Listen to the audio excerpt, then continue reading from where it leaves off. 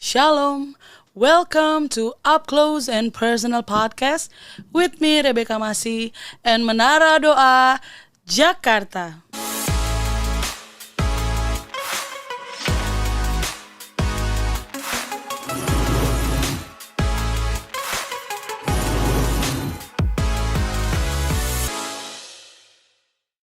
Dalam episode lalu kita sudah belajar dan membahas tentang bagaimana kita menjadi seorang anak.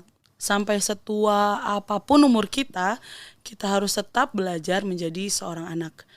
Masih melanjutkan belajar menjadi anak. Golden age seorang anak adalah 0-5 tahun. Disitulah kepribadian anak mulai terbentuk. Ada istilah inner child yang saya baca dalam sebuah artikel adalah sekumpulan peristiwa masa kecil yang baik atau buruk dan membentuk kepribadian seseorang seperti sekarang ini. Masih bersama dengan Ibu Elke Wijanarko. Shalom Ibu. Shalom Beka. Shalom semua. Ya Ibu, pada episode kemarin ya kita membahas tentang bagaimana kita menjadi anak ya. Mau bagaimana bentukan orang tua kita harus terima dan kita taat pada orang tua. Tapi kan kita tidak bisa memilih nih ya Bu ya, di keluarga mana kita dilahirkan. Mungkin ada yang beruntung dilahirkan di dalam keluarga yang takut akan Tuhan, keluarga yang baik. Tapi gak banyak juga yang lahir di tengah keluarga yang hancur, keluarga disfungsional gitu ya. Banyak saya lihat di berita-berita seorang ayah atau ibu yang memang mengabuse, memukul anaknya ya Bu. Bukan untuk tujuan mengajar, tapi emang mereka abusive aja gitu ya. Iya, menganiaya gitu ya.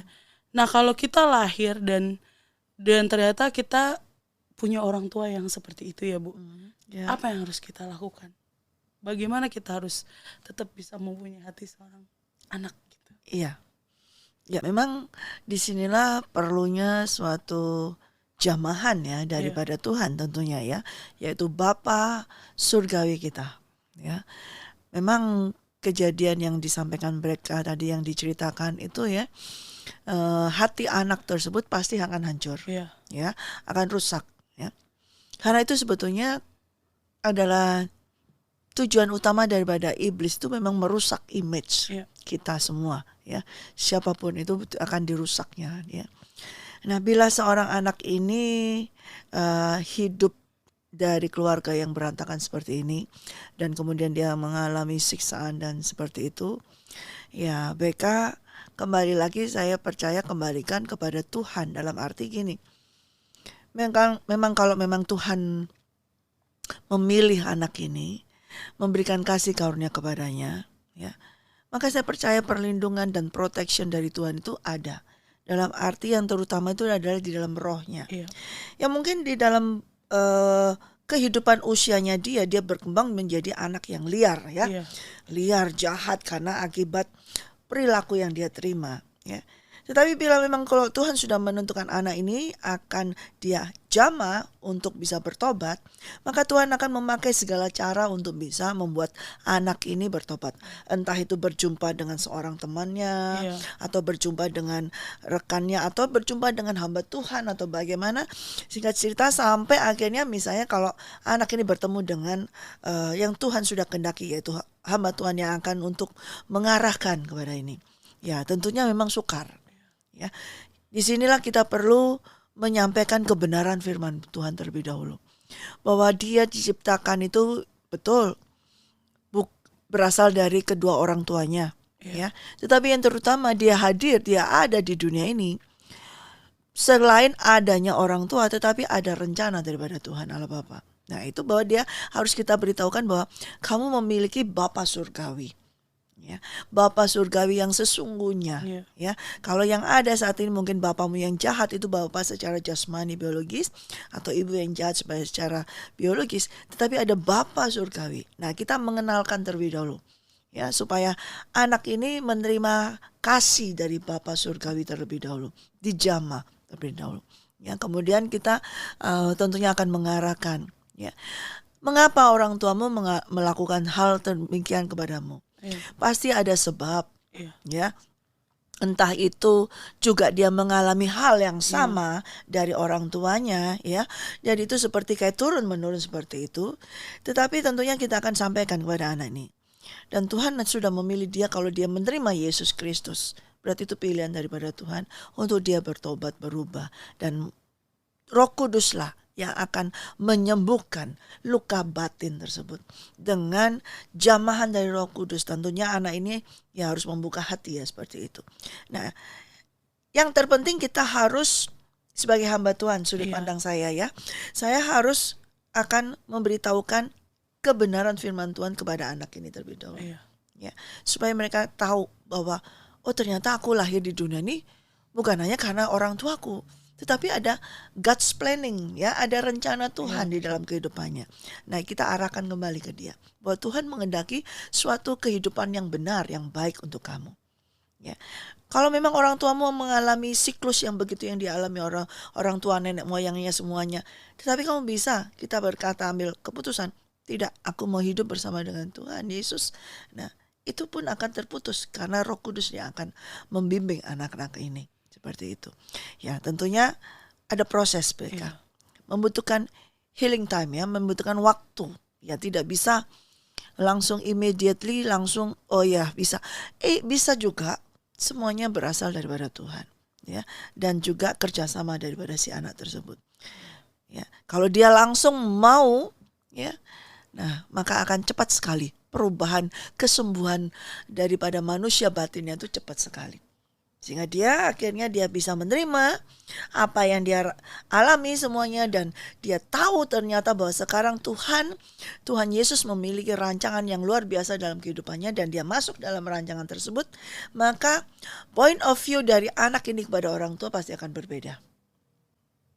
Walaupun ya dikatakan orang tuanya seperti itu ya. Iya, seperti itu. Rusak itu ya, gitu. serusak itu. Tapi ketika anak ini sudah dijamah dan anak ini sudah kembali kepada Bapa, memiliki hati Bapa dari Bapa surgawi lagi, mengalami kasih daripada Bapa surgawi lagi. Tentunya ada kasih, dan ketika dia melihat orang tuanya, dan dia akan timbul kasih, bukan timbul dendam, bukan timbul marah, tapi justru dia akan mengasihi karena dia melihat bahwa orang tuanya ini juga tidak pernah mengalami kasih daripada orang tuanya seperti itu, atau tidak adanya kurangnya pengetahuan pendidikan daripada orang tua, dan mungkin di dalam kehidupannya dia tentang kebenaran firman Tuhan, pengenalan akan Tuhan tidak diberikan. Nah, ini karena kurangnya pengenalan firman Tuhan itu membuat kita itu binasa. Iya. Berarti memang serusak apapun ya kita bisa gitu ya Bu. Bisa, karena Tuhan itu yang menciptakan manusia. Ya, Tuhan yang menciptakan. Memang ada bapak ibu kami ya, kita semua orang tua, papa mama. Tetapi itu ada juga karena seizin Tuhan. Ya, ada mungkin orang tua papa mama, tapi kalau dia tidak mendapat anak, bisa tidak memiliki anak juga tidak bisa, nggak ada anak lagi. Tapi kalau kita lahir dari orang tua demikian, ya itu bukan karena orang tua kita, tetapi karena sudah rencana daripada Tuhan.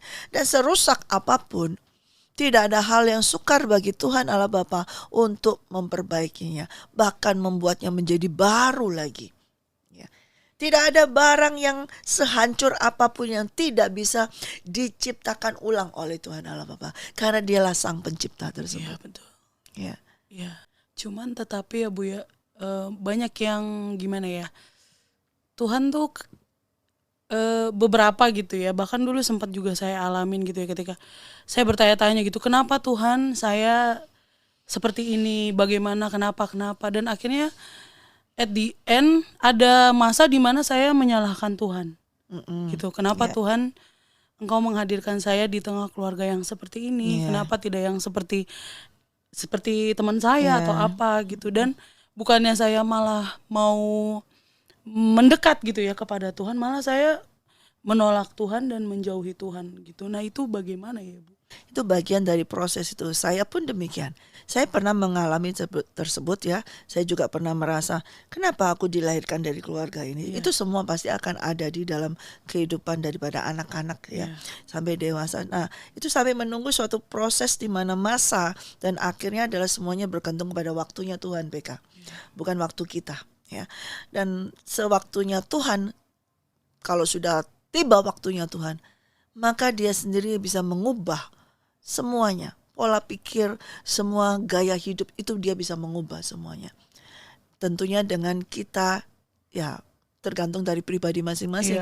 Kalau saya harus melalui pukulan dari Tuhan, hajaran dari Tuhan yang keras sehingga saya baru dang gitu, baru bertobat, baru oh iya gini, dan dibawa pulang ke rumah orang tua. Dan ketika saat itu saya sudah pernah saksikan, ketika saat itu saya mengalami sakit. Nah, yang merawat juga adalah orang tua saya. Dari situlah saya merupakan itu turning point bagi kami, bagi saya untuk bisa berubah. Orang tua yang saya kata-katai jelek, yang enggak berarti, yang banyak omong, yang cerewet, yang kasar, yang keras begini, yang nyebelin deh pokoknya begitu. Ternyata ketika saya sakit, mereka berdua yang merawat saya. Ya. Dari situ tuh waktunya Tuhan untuk menjamah saya. Ya, untuk mengubah point of view saya terhadap kehidupan saya, keberadaan saya, dan juga keberadaan orang tua saya. Pada saat itu orang tua saya mungkin belum berubah, tetapi point of view saya sudah berubah. Nah, itu yang terpenting sih. Ya, yang terpenting itu ya Bu ya. Point of view kita sudah berubah sama orang tua kita. Betul. Nah, di awal saya menyinggung tentang inner child ya. Suatu peristiwa masa kecil yang baik atau buruk yang membentuk seperti kita sekarang ini ya Bu ya. Nah, bagaimana dengan ibu yang mengalami inner child yang istilahnya ya buruk ya seperti tadi ya. Dan dia stay di situ tuh Bu. Ada beberapa yang saya temuin dia stay di umur in a certain age gitu. Jadi umurnya memang sudah tua, tetapi dia tetap ada di umur yang berasa kalau dia ada di umur tertentu gitu Bu, dan tidak mau dewasa gitu ya. Padahal umurnya sudah seharusnya dewasa. Nah, bagaimana tuh Bu? Ya. Kembali lagi ke seperti itu, memang ada perbedaan ya. Kadang-kadang setiap anak itu berbeda, setiap manusia itu berbeda. Tetapi yang sama sebetulnya adalah there's a golden time ya, golden age ya. Itu untuk seorang anak itu adalah 0 sampai 5 tahun. Itu adalah masa-masa yang paling tepat untuk building karakter. Ya. Oleh karena itu pentingnya di usia 0 sampai 5 tahun ini betul-betul apa yang dimasukkan kepada anak tersebut, itulah yang nantinya akan menjadi benih ya, yang menumbuhkan karakter dia untuk kehidupan selanjutnya. Ya. Nah, saya mengalami dari usia 0 sampai 5 itu betul-betul adalah golden moment saya. Di situ saya merasakan kasih orang tua saya merasakan kasih dari papa mama saya, karena setiap tahun saya selalu dirayakan ulang tahun ya, seperti itu. Itu saya masih ingat di mana tempatnya, kemudian kuenya seperti apa saya dapat hari itu, sampai hari ini saya ingat. Saya masih ingat. Dan pakaian saya seperti apa, itu saya masih ingat. Jadi tapi setelah itu kehidupan kemudian ya mungkin keras. Pendidikan pengajaran dari orang tua saya mengalami pendidikan yang keras ya, bukan penganiayaan tetapi BK ya, tetapi didikan yang keras. Saya dipukul karena kesalahan saya ya. Jadi mereka berdua, orang tua saya mendidik saya dengan keras ya, bukan sengaja mereka menganiaya, tidak, tapi memang saya yang bandel, saya yang nakal, jadi harus menerima punishment. Itu yang saya alami. Nah, dari usia yang 0 sampai 5 itu mencetak kasih sebetulnya di dalam saya, mencetak suatu karakter. Secara saya tidak akui atau tidak sadari itu sudah ada karakter. Ya. Kasih itu ada semuanya, dan itu yang mungkin sampai dewasa ketika Tuhan katakan kamu bertobat dengan masalah seperti ini dan kamu lihat nih orang tuamu lah yang ini. Nah, itu keadaan waktu saya kecil itu muncul. Oh benar, memang benar.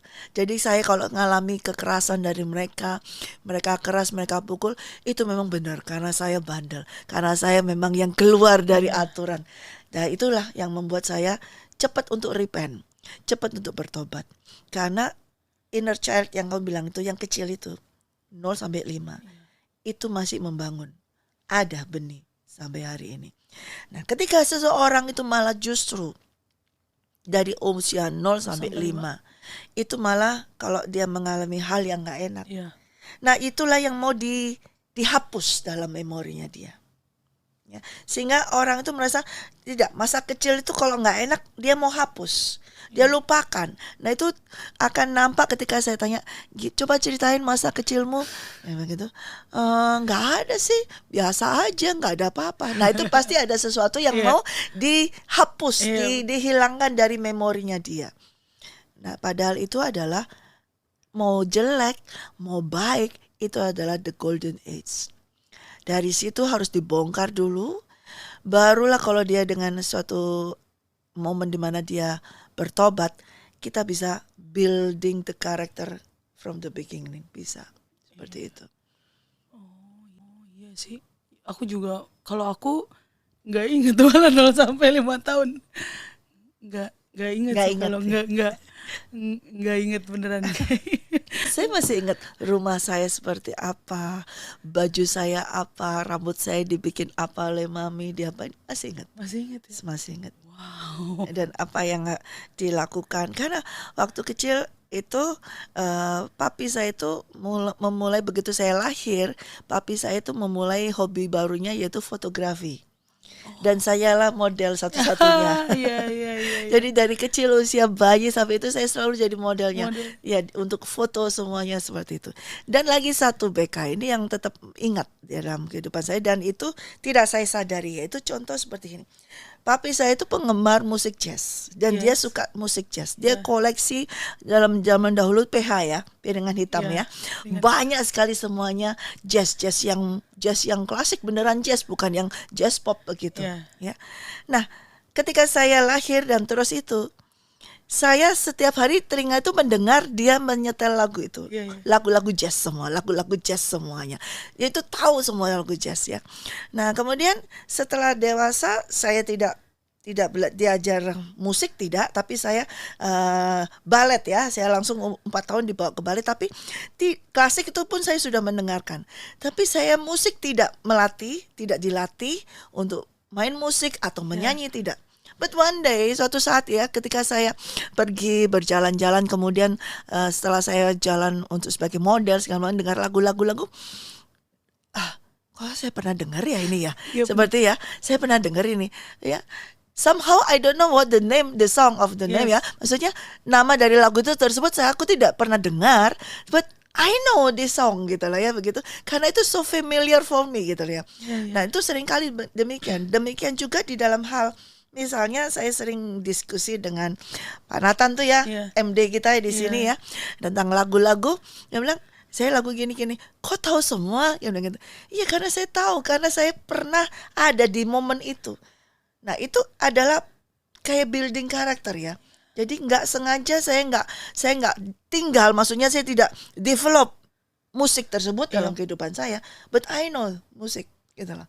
Jadi aku bisa mendengar musik, mendengar nada, mendengar lagu, tetapi nggak bisa nyanyi, tidak bisa main musiknya, tidak bisa. Tapi tentang lagu, tentang nada, irama, beat semuanya familiar gitu, karena dari kecil dan sampai dewasa dia style itu terus. Iya. Kejadiannya sama kayak aku juga. Iya. Gitu. Karena aku dulu tinggal sama Opa tapi ya. Jadi Opa tuh kalau dulu kan kalau aku kaset bukan piringan hitam. Jadi dia suka pasang lagu-lagu zaman dulu jadul-jadul lah. Makanya waktu itu yang bisa ingat lagu. Kok bisa tahu ya ini lagu? Iya, lagu ini bisa. Bahkan ini. belum lahir iya. Ternyata padahal itu terekam di kita. Karena itu sebagai anak kecil itu memori kita, rekaman kita tuh bagus loh. Karena Tuhan yang ciptain. Kala itu laptop, kala itu apa itu ya, memorinya bisa kadang-kadang lemot kan seperti itu. Kadang-kadang korup, rusak gitu kalau. Tapi ini kan ciptaan dari Tuhan. Betul. Luar biasa, dan itu seringkali semua tuh muncul. Oh, aku tahu lagu ini. Oh, irama seperti ini, semua tuh ingat semua. Dan itu jadi membuat karakter saya jadi seneng lagu jazz, jadi seneng ini karena apa? Dari orang tua. Iya benar sekali. Berarti memang banyak mungkin yang tidak menyadari gitu ya, 0 sampai 5 tahun itu adalah golden age. Itu golden age. Mungkin kita kelihatannya cuma nangis, tidur nangis, tapi kita ternyata setelah dewasa kita tahu, oh ternyata kita menyerap itu semua. Bahkan aku punya keponakan ya, sekarang sih umurnya sekitar 7 tahun gitu ya. Dulu waktu masih kecil masih sama aku suka main di situ gitu. Terus aku suka jatuh terus aku suka agak latah gitu. Dia menirukan Ikutan. itu gitu, seperti jadi setiap itu pasti nggak boleh di depan mereka gitu. Iya, karena mereka begitu usia seperti itu, begitu gampangnya itu meniru, begitu gampangnya itu menyerap, dan ketika menyerap itu nggak pakai ada seleksi. Pada saat itu saya serap semua musik apa aja yang saya dengar dari orang tua, itu saya bisa masuk gitu aja, terekam begitu saja tanpa seleksi. Nah, itu makanya pentingnya usia 0 sampai 5 itu apa yang diisi dari orang tua ini penting sekali. Hal-hal burukkah atau hal-hal yang baik itu pasti akan terekam dengan baik di memori anak itu. Even though mereka itu mau mengerase-nya, menghapuskannya, tapi still there. Tetap ada di situ. Ya. Mau dilupakan tetap ada. Ada sesuatu yang berkata sudahlah, tidak bisa ini. Kadang-kadang aku lupa masa kecil. Sebetulnya tidak lupa. Kalau dikorek-korek, korek pasti ingat. Tidak lupa, itu hanya kamu ingin melupakan. Iya. Ya, seperti itu. Pasti ingat gitu.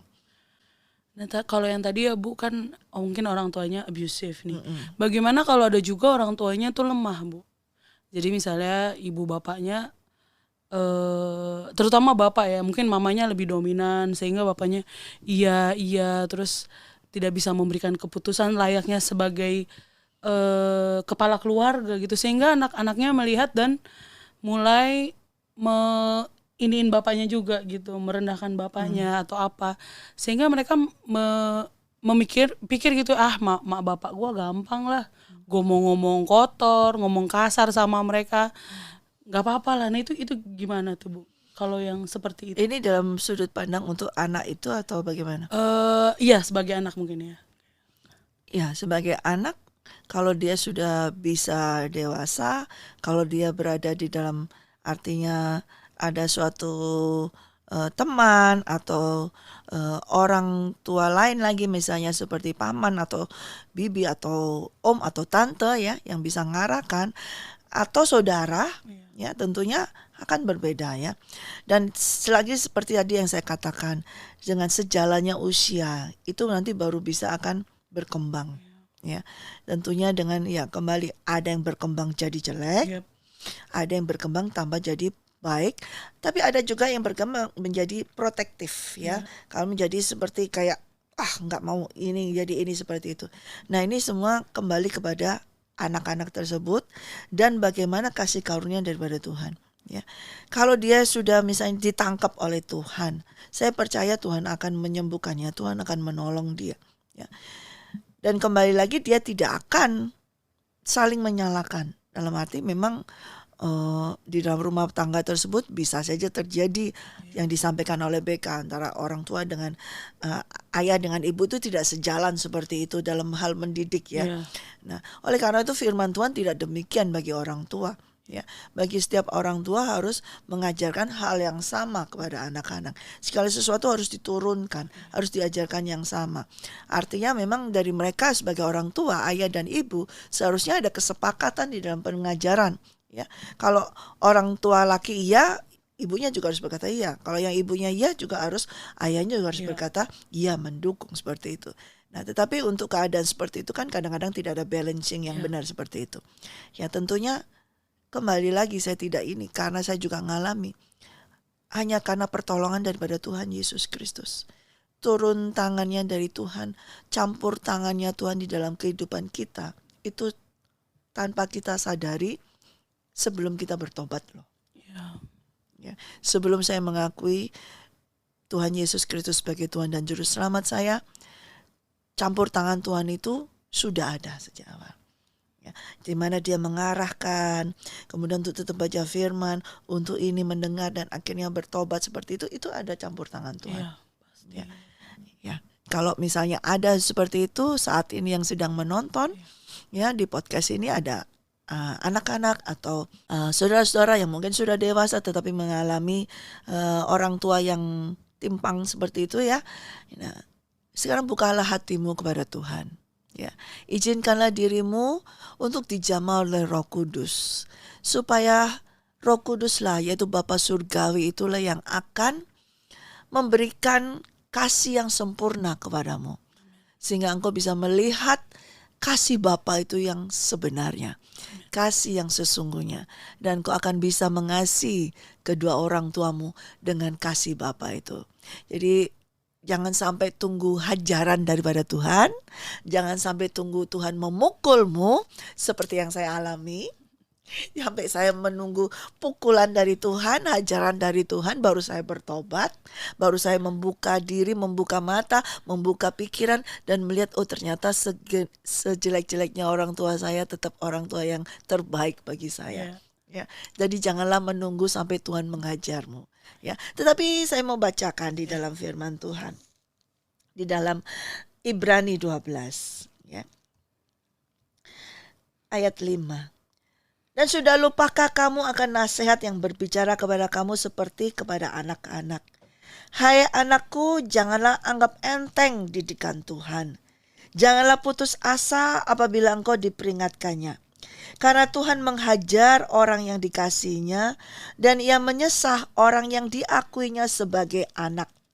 Jika kamu harus menanggung ganjaran, Allah memperlakukan kamu seperti anak.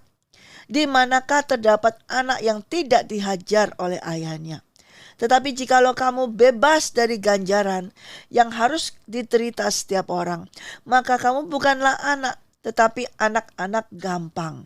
Selanjutnya dari ayah kita yang sebenarnya kita beroleh ganjaran, dan mereka kita hormati. Kalau demikian, bukankah kita harus lebih taat kepada Bapa segala roh supaya kita boleh hidup? Sebab mereka mendidik kita dalam waktu yang pendek, sesuai dengan apa yang mereka anggap baik. Tetapi Dia, yaitu Bapa Surgawi, menghajar kita untuk kebaikan kita, supaya kita beroleh bagian dalam kekudusannya. Memang tiap-tiap ganjaran pada waktu ia diberikan tidak mendatangkan sukacita, tetapi duka cita. Tetapi kemudian ia menghasilkan buah kebenaran yang memberikan damai kepada mereka yang dilatih olehnya. Jadi ketika menghadapi masalah apapun, apa itu dari orang tua, semuanya anggap itu adalah didikan daripada Tuhan. Ya, sehingga kita mau belajar, mau mendengar arahan daripada Tuhan. Dan kita mau didisiplin oleh Tuhan. Ya. Memang saat dididik, dihajar, itu membawa duka cita bagi kita. Enggak mungkin sukacita. Tetapi setelah itu ada hasil, ada buah yang selalu membawa damai. Demikian juga yang saya alami ketika saya dididik keras oleh kedua orang tua saya. Ya, yang mendidik saya keras bukan satu orang, bukan mama saya saja, papa saya juga mendidik keras. Ya, tetapi itu membuatkan waktu diberikan itu duka cita, sakit hati, benci, iya. Tetapi setelah dewasa, justru itu membawa hasil yang baik untuk saya. Dan itu membentuk karakter saya, bukan karakter yang jadi keras, bukan jadi pembenci, bukan jadi orang yang abuse, suka-suka sendiri atau gimana. Tapi saya menjadi anak yang takut akan Tuhan. Itu yang saya alami. Luar biasa, terima kasih Ibu. Sama-sama buat Beka. hari ini Puji Tuhan. Saya percaya setiap kita diberkati lewat sharing kita pada hari ini, Bapak Ibu Saudara. Biarlah setiap hari kita boleh terus belajar menjadi seorang anak yang berkenan kepada Tuhan, kepada Bapa kita di surga. Sampai di sini dulu podcast kita pada hari ini. Terima kasih untuk support Bapak, Ibu, Saudara-saudari sekalian. Jangan lupa di like, subscribe, dan nyalakan lonceng. Dan share podcast up close and personal. Be ready for He is coming. God bless you all.